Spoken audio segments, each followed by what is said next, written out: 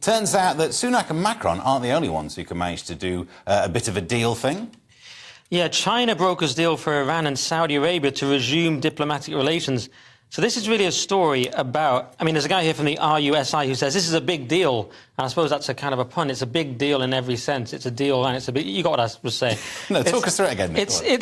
It's really the world moving from the sort of neocon era of the US doing all their stuff in the Middle East, expansionism, messing around and ruining countries in the Middle East. They've now said, we've had enough of that. And instead, China is stepping into that gap, and they're going to be the people who work with the Middle East. So it's a kind of scary... Sometimes it gets called the New World Order. But then people think you're talking about the World Economic Forum and Klaus Schwab. But it's just the rearrangement of states, and it's just a significant moment in that. And apparently the United States imports less than 10% of its oil from Saudi Arabia, whereas the vast majority of Beijing's energy needs are met by the Gulf and Iran. So it's China establishing themselves in the Middle East and the US retreating a little bit from that.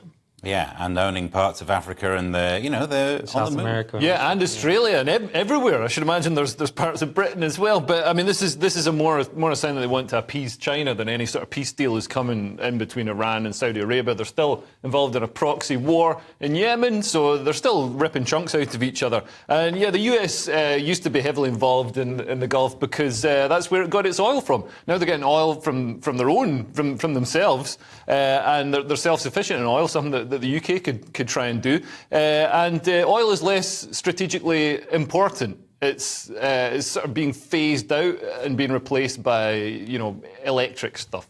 So, 20 years' time, we're not going to need as much oil. But does that mean fewer... this is going to sound so Western biased, but does that mean fewer Western countries pay attention to that area? Because, what do we care about oil? And then who knows what's going to happen over there? No one else worried? Or is that just really offensive? I was just thinking, surely we're allowed to be a little bit Western biased. Yeah. You know what I mean? Yeah. Like, I doubt that on China's version of headliners, they're going, well, don't be too biased towards the East. How come Britain's the only country in the world where you've got to absolutely hate your own country and elevate every other country above yourself? I think we can just leave the Middle East alone. They were doing fine, ripping chunks out of each other before we got involved and started ripping chunks out of them as well. Why don't, we just leave them to it? Well, let's see what happens. Thankfully, none of us will be around long enough to see the ultimate end of that one.